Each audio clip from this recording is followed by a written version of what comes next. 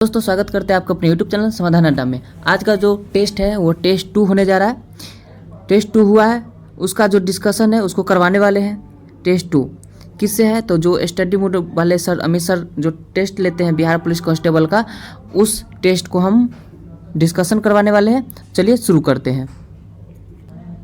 देखिए पहला number question देखिएगा, सीटी स्कैन करने में प्रयोग में लाई जाती है। सीटी स्कैन करने में क्या प्रयोग में लाई जाती है तो एक्स किरण का प्रयोग किस में किया जाता है तो सीटी स्कैन में किया जाता है। इसका खोज कौन किया था तो रोएंटजन किया था। सीटी स्कैन का खोज एक्सरे का खोज कौन किया था रोएंटजन किया था। सीटी स्कैन में किसका प्रयोग किया जाता है तो एक्स किरण का यानी कि एक्सरे का प्रयोग किया जाता है। मक्का कहाँ स्थित है, दूसरा नंबर क्वेश्चन देखिएगा, मक्का कहाँ स्थित है तो सबको पता है सऊदी अरब में क्या है तो मक्का स्थित है। चलिए 3 नंबर क्वेश्चन देखिएगा,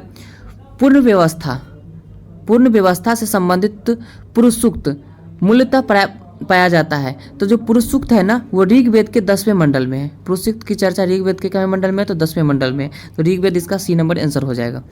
आगे देखिए 4 में, निम्नलिखित में से कौन सी एक प्रार्थना समाज की मांग नहीं थी। प्रार्थना समाज की कौन ऐसा जो है जो मांग नहीं था तो वो अस्पृश्यता की समाप्ति थी, जो प्रार्थना समाज की मांग नहीं थी। 5 नंबर देखिएगा, नेशनल काउंसिल ऑफ एजुकेशन की स्थापना कब हुई। नेशनल काउंसिल ऑफ एजुकेशन की स्थापना कब हुई तो यह हुआ था 15 अगस्त 1906 को। 15 अगस्त 1906 को नेशनल काउंसिल ऑफ एजुकेशन की स्थापना हुई थी। आगे देखिएगा, 1857 के विद्रोह के दौरान, यानी कि कह रहा है कि 1857 के विद्रोह के दौरान बहादुर शाह ने किसे साहब ए आजम बहादुर का खिताब दिया था तो किसको दिया था तो बख्त खां को। किसको दिया था बख्त खां को। चलिए आगे चलते हैं। 7 नंबर देखिए, गुरु गोविंद सिंह द्वारा खालसा पंथ की स्थापना किस वर्ष की गई तो गुरु गोविंद सिंह द्वारा खालसा पंथ की स्थापना 1699 में की गई। 1699 में की गई। यह कैमे गुरु थे तो 10वें गुरु थे। यह 10वें गुरु थे। इनका जन्म 1666 में हुआ था। 1666 में जन्म हुआ था और मृत्यु कब हुआ था तो 1708 में हुआ था। औरंगजेब की 7 में हुआ था, 1707 में मृत्यु। ठीक है, चलिए 7 नंबर हो गया। 8 नंबर क्वेश्चन देखेंगे। अगर आप लोग चैनल पर नए हैं तो चैनल को वैसे सब्सक्राइब कर ले, जिससे पर डे जो टेस्ट होगा उसका डिस्कशन आप तक अवश्य पहुंच जाएगा। चलिए 8 नंबर क्वेश्चन देखिएगा। 8 नंबर क्वेश्चन कह रहा है कि मध्यकालीन भारत में शब्द फनम किससे निर्देशित करता है तो किससे निर्देशित करता है तो सिक्के से। किससे करता है सिक्के से करता है। निम्नलिखित कथनों पर विचार कीजिए।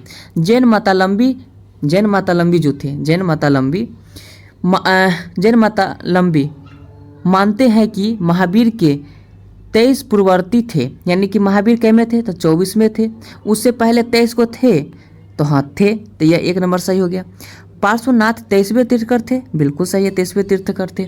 महावीर के निकटतम उत्तरवर्ती ऋषभदेव है, नहीं निकटतम नहीं है। ऋषभदेव कै में तीर्थकर तो प्रथम है, महावीर स्वामी 24वें है, तो निकटतम ना है, तो यह 3 नंबर गलत हो जाएगा, यानी कि 1 और 2 सही हो जाएगा, यानी कि इसका आंसर हो जाएगा ए नंबर आंसर। ठीक है, क्या हो जाएगा ए नंबर आंसर हो जाएगा। चलिए 10 नंबर देखिएगा, निम्नलिखित में से किस प्रास्थल से एक ही कब्र से 3 मानव कंकाल प्राप्त हुए तो यह दमदमा से हुए। कहाँ से हुए दमदमा से। निम्नलिखित में से कौन सी जैव विविधता के संरक्षण के लिए महत्वपूर्ण रणनीति है तो संरक्षण के लिए क्या बनाया जाता है तो जैव मंडल रिजर्व बनाया जाता है। क्या बनाया जाता है जैव मंडल रिजर्व बनाया जाता है। चलिए आगे देखिएगा, सूची 1 और सूची 2 से सम्मिलित कीजिए तथा सूचियों के नीचे दिए गए कूट से सही उत्तर का चयन कीजिए। सही उत्तर का क्या करना है चयन करना है, तो इसको ऊपर कर लेते हैं थोड़ा जिससे नीचे दिखाई दे। मानस कहाँ है तो मानस देखिए ऐसा क्वेश्चन जो कॉमन हो ना उसको छांट लेना चाहिए। जैसे मानस कहाँ है तो असम में है, तो मानस असम में, ये आसान भी था। तो 1 का 3 जो 1 गो में दिख रहा है राइट आंसर हो जाएगा, लेकिन इसको पूरा मिला लेते हैं। सुंदरवन का है तो पश्चिम बंगाल में है, और फिर नंदा देवी का है तो नंदा देवी उत्तराखंड में है। डी नंबर क्या है पंचमढ़ी का है तो मध्य प्रदेश में, यानी कि ए नंबर इसका आंसर हो जाएगा। चलिए क्या नंबर क्वेश्चन था, क्वेश्चन नंबर 12 था। 13 नंबर क्वेश्चन देखते हैं। 13 नंबर क्वेश्चन देखिए, नीचे 2 वक्तव्य दिए गए। ए को कथन ए तथा दूसरे को कथन आर से दर्शाया गया है। कथन ए कहता है कि घर्षणहीन पृष्ठ पर खड़ा एक व्यक्ति सीटी बजाने से अपने को गति में ले आता है। जैसे आप सीटी बजा रहे हैं तो आंतरिक क्रिया कर रहे हैं, ठीक है। और घर्षणहीन, जहाँ घर्षण नहीं, मतलब पूरा घर्षण तन को न रहे, वहाँ छींकिएगा, चाहे सीटी हो जाएगा, चाहे अपना शरीर कार्य, आंतरिक कार्य कीजिएगा जिस पे कोई बाह्य बल न लगे, तब पर भी क्या होगा, आप गति में आ जाइएगा। तो ए नंबर भी सही है। यदि किसी तंत्र पर कोई बाह्य बल क्रियाशील न हो तो उसका संवेग परिवर्तन नहीं हो सकता, बिल्कुल सही, ये भी सही है। यानी कि ए और आर दोनों सही है, लेकिन ए और आर दोनों सही है, लेकिन आर ए की सही स्पष्टीकरण नहीं करता है, ठीक है। इसका बी आंसर हो जाएगा। 14 नंबर देखिए, सूची 1 और सूची 2 के साथ सम्मिलित कीजिए और सूचियों के नीचे दिए गए कूट का प्रयोग कर सही उत्तर चयन कीजिए। सही उत्तर का क्या करना है, चयन करना है। यह दिवस है, ऐसे पूछ देता था, बहुत ही गड़बड़ भी हो जाता है अगर सही से याद ना हो तो। विश्व पर्यावरण दिवस कब मनाया जाता है, तो 5 जून को। विश्व पर्यावरण दिवस 5 जून को मनाया जाता है। विश्व वन्यजीव दिवस, सॉरी, विश्व वानिकी दिवस कब है, तो विश्व वानिकी दिवस है वो आपका 21 मार्च को है। विश्व वानिकी दिवस कब है, तो 21 मार्च को। विश्व वानिकी दिवस 21 मार्च को है, ठीक है। यहाँ से यानी 2 का क्या हो गया, 1 हो गया। विश्व पृथ्वी दिवस कब है, तो 22 अप्रैल। पृथ्वी दिवस 22 अप्रैल। ओजोन दिवस 16 सितंबर को हो जाएगा। विश्व ओजोन दिवस 16 सितंबर को हो जाएगा। यहाँ से आप लोग मिला लीजिएगा, राइट आंसर क्या हो जाएगा इसका, तो बी नंबर हो जाएगा, ठीक है। चलिए आगे देखिएगा, मृतक घाटी जानी जाती है। मृतक घाटी जानी जाती है किससे, तो अत्यधिक उष्णता के लिए। मृतक घाटी किसके लिए जानी जाती है, तो अत्यधिक उष्णता के लिए। क्षुद्र ग्रहों के विषय में निम्नलिखित कथनों पर क्या करना है, विचार करना है। क्षुद्र ग्रह सूर्य की परिक्रमा करने वाले विभिन्न आकारों के चट्टानों या मलबे से बना है, बिल्कुल सही है। अधिकांश क्षुद्र ग्रह छोटे किंतु कुछ व्यास में बड़े भी होते हैं, जैसे 1000 किलोमीटर तक का, बिल्कुल ये भी सही है। क्षुद्र ग्रह की कक्षा बृहस्पति और शनि के बीच है, नहीं बृहस्पति शनि नहीं, बृहस्पति और किसके बीच है, तो मंगल के बीच है। मंगल के बीच है, बृहस्पति और मंगल के बीच है। तो ये 3 नंबर गलत हो गया, यानी कि 1 और 2 सही हो जाएगा। यानी कि 1 और 2 सही उत्तर है, ऑप्शन नंबर सी।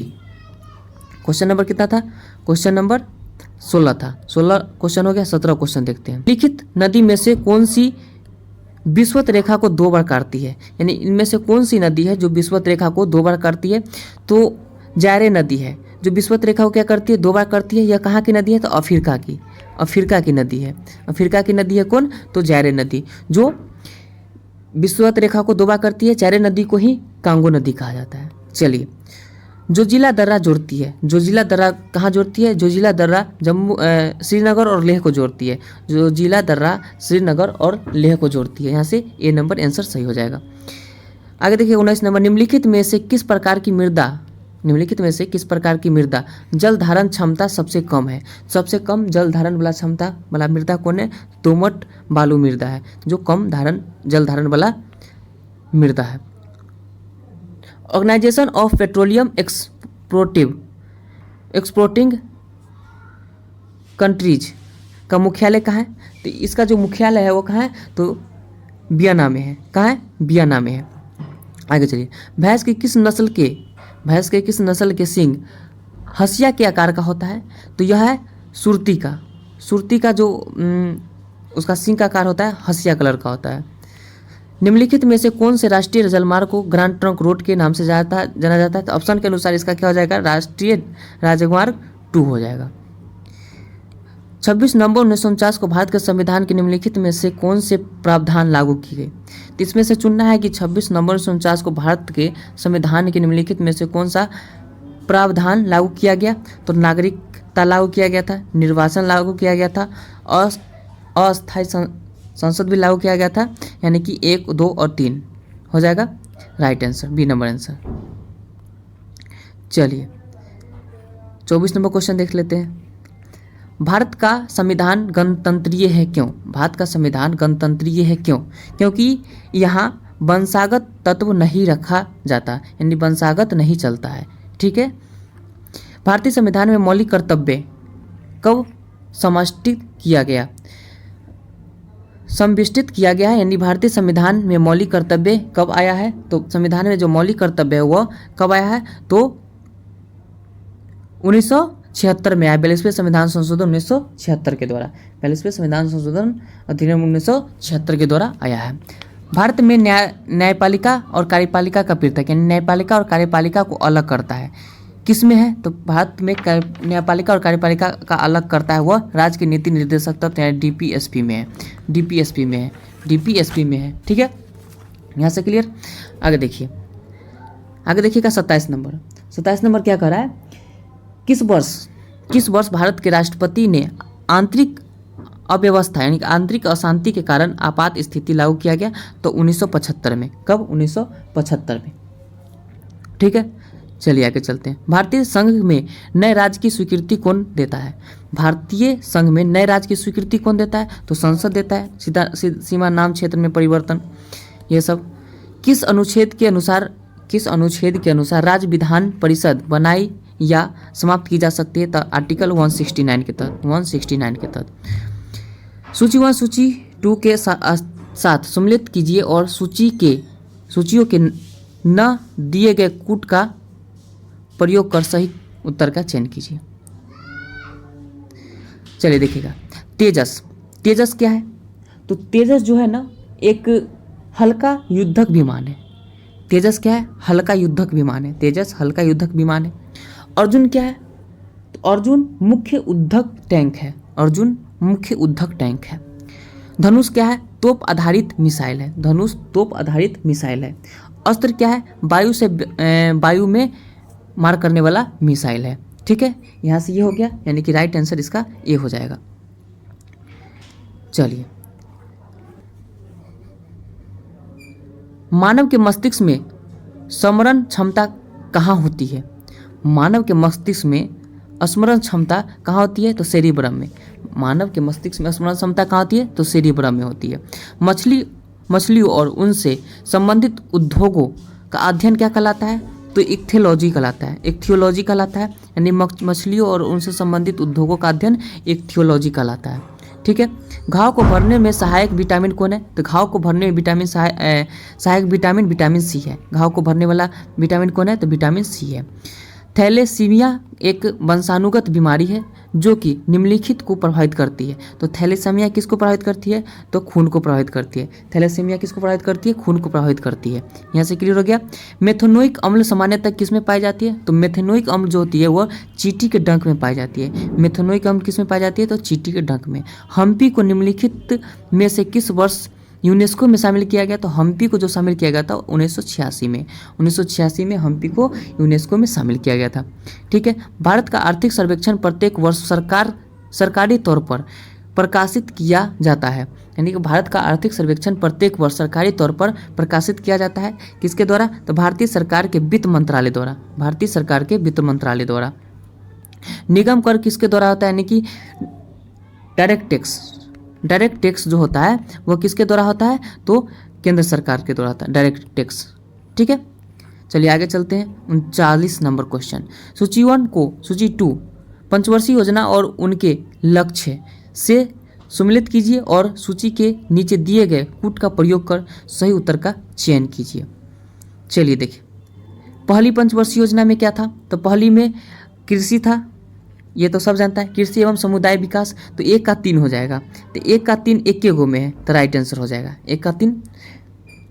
यहाँ से ये सही आंसर हो जाएगा। ठीक है, आगे चलते हैं 40 नंबर क्वेश्चन। ऐसे मिला लेते हैं। देखिए, यहाँ से आप जानते हैं कि गरीबी हटाओ 5वीं पंचवर्षीय योजना। 9वीं में क्या था? तो अगर ना पता है तो छोड़ देना है। 9वीं में क्या था? ना पता है तो छोड़ देना है। दुओ के देखना है। तो दुगो से क्या था? क्या पता चला है कि 1 का 3 हो गया, 1 के गो में, तो आंसर तो यही हो गया। बी के देखेंगे, बी का 2। तो बी का 2 यानी कि दूसरा में क्या है? खाद्य सुरक्षा एवं महिला सशक्तिकरण। ये यहाँ से दूसरका का 1 हो गया। तीसरका का 4 हो गया। तीसरका क्या हो गया? 4 हो गया। 9वीं का क्या हो गया? कृषि एवं सामुदायिक विकास। यहाँ से 1 नंबर आंसर। छांटने का तरीका। चलिए, वायु में ध्वनि तरंग होती है। वायु में ध्वनि तरंग होती है, कैसी होती है? तो अनुदैर्घ्य होती है। लेकिन प्रकाश क्या होता है? प्रकाश जो होता है ना, ये प है लिखा तो अनुप्रस्थ हो जाएगा। अनुप्रस्थ हो जाएगा। प से प्रकाश, प से प्रस्थ, अनुप्रस्थ। चलिए, किस संविधान संशोधन द्वारा मताधिकार की आयु 21 वर्ष से घटा करके 18 वर्ष कर दी गई थी, 18 वर्ष कर दी गई। 61वां संविधान संशोधन, 61वां संविधान संशोधन 1989 के द्वारा। ठीक है। डेनमार्क की राजधानी कहाँ है? तो कोपेनहेगन, कोपेनहेगन डेनमार्क की राजधानी कोपेनहेगन। रेडियो धर्मिता एक्टिंग एक प्रक्रिया है जिससे मापा जाता है, मापा जा सकता है। क्या मापा जा सकता है? तो रेडियो धर्मिता डेटिंग है जो मापा जाता है, चट्टानों की उम्र मापा जाता है। हाल ही में भारत सरकार ने किस देश के साथ अपने बॉर्डर पर फेंसिंग करने की घोषणा की है? तो किसके साथ घोषणा की है? तो वो है म्यांमार के साथ। किसके साथ? म्यांमार के साथ। 44 के बी आंसर हो जाएगा। कोराकुट किसके लिए प्रसिद्ध है? कोराकुट बॉक्साइट के लिए है, बॉक्साइट। कोराकुट किसके लिए है? तो बॉक्साइट के लिए। आगे चल 6वां क्वेश्चन देखिए, एनु जनजाति कहाँ पाई जाती है? तो एनु जनजाति जो है जापान में पाई जाती है। कहाँ पाई जाती है? जापान में पाई जाती है। 17वीं समांतर रेखा किन देशों के बीच स्थित है? तो 17वीं समांतर रेखा जो स्थित है वह उत्तरी वियतनाम और दक्षिणी वियतनाम के बीच स्थित है। 17वीं समांतर रेखा उत्तरी वियतनाम और दक्षिणी वियतनाम के बीच स्थित है। लिथोट्रिप्सी क्या है? जो है लिथोट्रिप्सी क्या है? तो लिथो जो ट्रिप्सी है वो गुर्दे की पथरी किरणों द्वारा तोड़ना, गुर्दे की पथरी किरणों द्वारा तोड़ना, ये लिथोस्फीति है। ठीक है। चलिए आगे देखिएगा, अंतर्राष्ट्रीय आलू केंद्र। यहाँ देखिए ध्यान से लगाने वाला क्वेश्चन है और इम्पोर्टेंट क्वेश्चन है। अंतर्राष्ट्रीय आलू केंद्र का मुख्यालय स्थित है? तो अंतर्राष्ट्रीय पूछा है, भारतीय नहीं पूछा है। भारतीय पूछता है तो शिमला भारत हो जाता, लेकिन अंतर्राष्ट्रीय पूछा है तो लीमा पेरू, पेरू लीमा हो जाएगा। यहाँ अंतर्राष्ट्रीय वाला आलू का मुख्यालय है। ठीक है।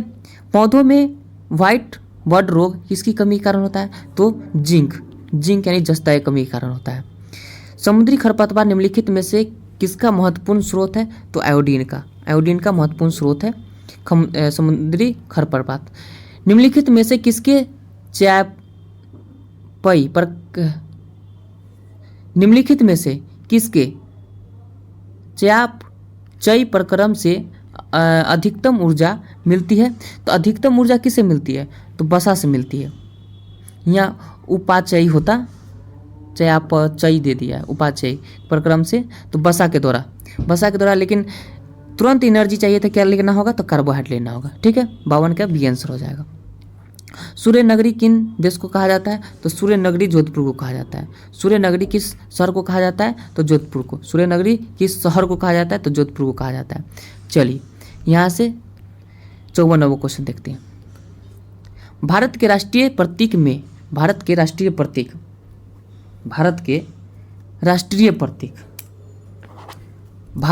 प्रतीक में निम्न में से कौन पशु नहीं है? यानी कि इस पे अंकित नहीं रहता है तो भालू नहीं है। कौन सा पशु अंकित नहीं है? तो भालू नहीं है। आगे देखिएगा, हाल ही में दुनिया का सबसे ऊंचा राम मंदिर किस देश में बनाया गया है? हाल ही में दुनिया के सबसे ऊंचा राम मंदिर कहाँ बनाया गया? तो ऑस्ट्रेलिया में। कहाँ बनाया गया? ऑस्ट्रेलिया में बनाया गया। अर्थव्यवस्था के द्वितीयक क्षेत्र यानी द्वितीयक क्षेत्र के अंतर्गत किसे शामिल किया गया? अर्थशास्त्र में द्वितीयक क्षेत्र के अंतर्गत किसे शामिल किया जाता है? गैस को भी, बिजली को भी, कपड़ा उद्योग की, यानी कि इनमें से सभी चारों आंसर हो जाएगा। भारतीय स्टेट बैंक की स्थापना कब हुआ? तो 1955 में। भारतीय स्टेट बैंक की स्थापना 1955 में। बोकारो स्टील प्लांट की स्थापना किस पंचवर्षीय योजना के दौरान हुआ था? तीसरी पंचवर्षीय योजना के दौरान। तीसरी पंचवर्षीय योजना के दौरान कब हुआ था यह? तो 1964 में हुआ था। किसके सहयोग से? तो रूस के सहयोग से हुआ था, रूस के सहयोग से। चलिए, आलोक का विलोम क्या होता है? तो आलोक का जो विलोम होता है वह तिमिर होता है। इसका सी आंसर हो जाएगा, सी आंसर हो जाएगा। आगे देखिए, निराशा का सही संधि विच्छेद क्या है? तो निहचोर आशा, सी नंबर आंसर हो जाएगा। निम्नलिखित में से ट वर्ग नहीं है, तो ट किसमें? ट वर्ग नहीं है, ट वर्ग के समूह में नहीं आता है। तो आप लिखते हैं त, थ, ड, ढ, उसके बाद ट, ठ, ड, ढ, फिर न लिखते हैं ना। तो इसमें से देखिए कौन नहीं है? तो क ख ग में क्या आता है? घ आता है। क ख ग में घ आता है। ये सब किस में आता है? तो एक ही समूह में आता है, यानी कि ठ वाला में आता है, ट वाला में आता है। तो इसमें से कौन हो जाएगा? तो सी नंबर आंसर हो जाएगा। दिए गए शब्द में शुद्ध विवर्तनी वाला शब्द कौन है? तो सच्चिदानंद सिन्हा पढ़े हैं, तो सच्चिदानंद सिन्हा इसका ए आंसर हो जाएगा।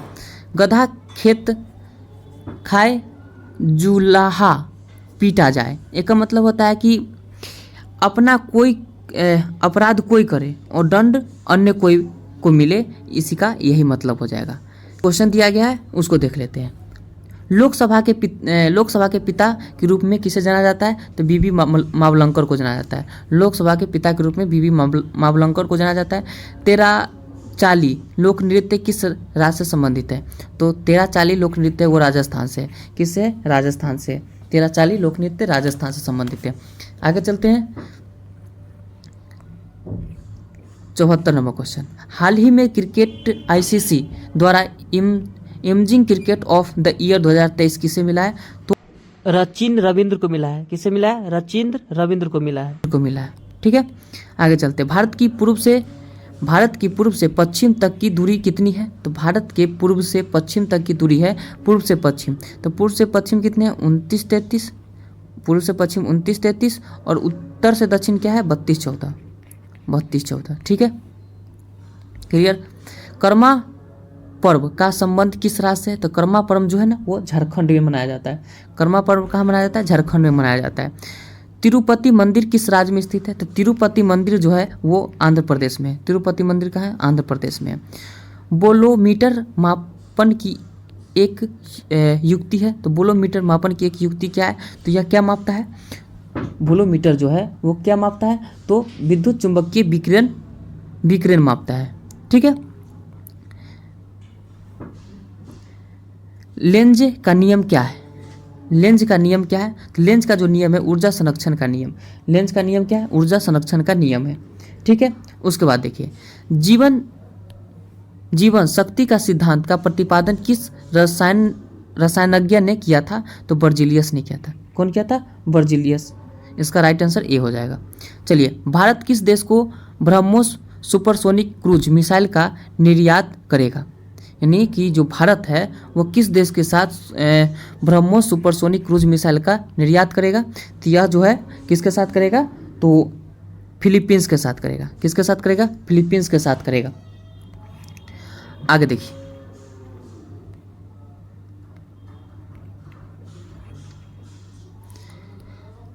कह रहा है कि ह्यूमरस अस्थि कहाँ पाई जाती है? ह्यूमरस जो है ना हाथ की हड्डी है। Humerus, radius, ulna, carpal, metacarpal, phalanges, ये सब क्या है? हाथ की हड्डी है। लेकिन ह्यूमरस ऊपर का हड्डी है, तो ऊपरी भुजा कहेंगे इसको। एक गिलास पानी पीने से कितनी कैलोरी मिलती है? तो 0 कैलोरी। ठीक है, भारत के रेल मंत्रालय की बुलेट ट्रेन चलाने की योजना है। कहाँ से कहाँ? तो जो बुलेट ट्रेन चलाने की योजना है वो मुंबई से अहमदाबाद के बीच। 85 नंबर देखिएगा। पीएम नरेंद्र मोदी ने अरुणाचल प्रदेश में दुनिया की सबसे लंबी दो लेन वाली सेला टनल का उद्घाटन किया। यह कितने फीट की ऊंचाई पर है? तो यह जो